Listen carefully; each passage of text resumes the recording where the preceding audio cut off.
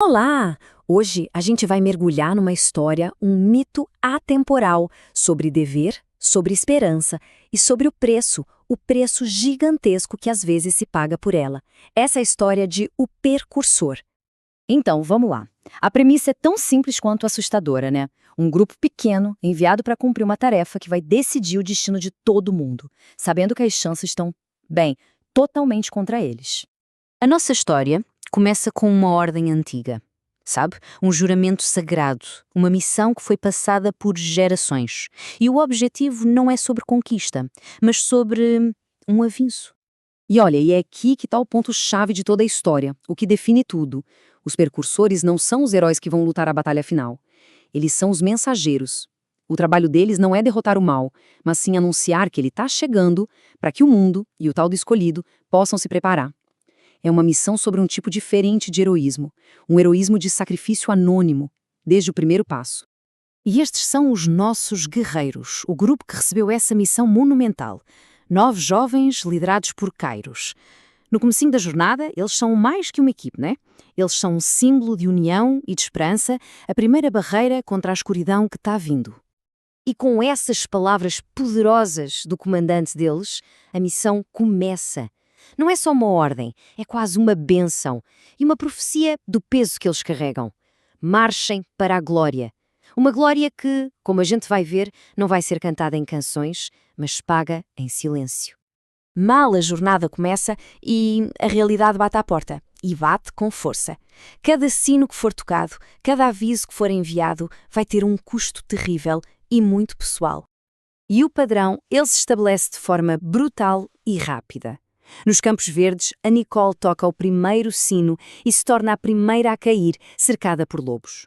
Logo depois, nas Florestas Escuras, é a vez do Pioneer, que cai para fantasmas enquanto o segundo sino ecoa. O aviso foi enviado, mas o grupo já está menor. E esse número, 7, ele diz tudo, né? 2 sinos tocados, 2 camaradas perdidos. Restam só 7 para continuar uma jornada que de repente ficou muito, muito mais perigosa. A partir daqui, a coisa muda de figura. O que começou como uma missão em grupo, agora está virando uma trilha sombria de sacrifícios individuais. A camaradagem começa a ser substituída pela perda. E o ritmo das perdas acelera de um jeito brutal. Nos desertos, o Prime sucumbe. Nos picos gelados das montanhas, a Valéria é levada. E na beira de um vulcão, numa batalha que deve ter sido épica, o guia também se sacrifica para que o quinto sino possa soar. Cada lugar fica mais hostil. Cada guardião é uma força da natureza implacável. E pronto, mais da metade do grupo já se foi. Restam só 4.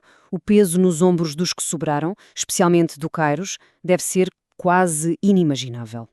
A tragédia parece não ter fim. Ela continua, implacável. O Vanguard é arrastado por ursos. O Zenith cai para gigantes de neve.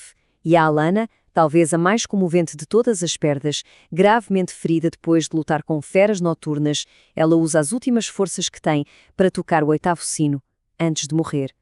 E então, só resta um, o Kairos, sozinho, depois de ver todos os seus companheiros caírem, um por um. A missão agora depende só dele. E é aqui que a gente chega no clímax da história. Um guerreiro exausto e de luto. Um último sino. E, claro, um último guardião no caminho dele. E assim a gente chega ao fim. O objetivo final de uma jornada marcada pela dor está ali, ao alcance. Mas, claro, ainda tem um último obstáculo entre o dever e a sua conclusão. E o Kairos, ele tem que enfrentar isso sozinho. Com o peso de 8 almas caídas observando, ele parte para a sua batalha final. Não por glória, mas pelo juramento que fez. É na costa rochosa que ele enfrenta o Tritão. Exausto, mas movido pelo juramento, ele luta e vence. Ele se arrasta até o sino final e toca. O aviso está completo. E o seu corpo, seu espírito, finalmente desabam. E com o som do último sino ecoando, enquanto um herói cai, outro surge. Aquele para quem o caminho foi pavimentado com sangue e coragem, finalmente aparece. O sacrifício dos precursores não foi em vão. O mundo foi avisado. O seu campeão chegou.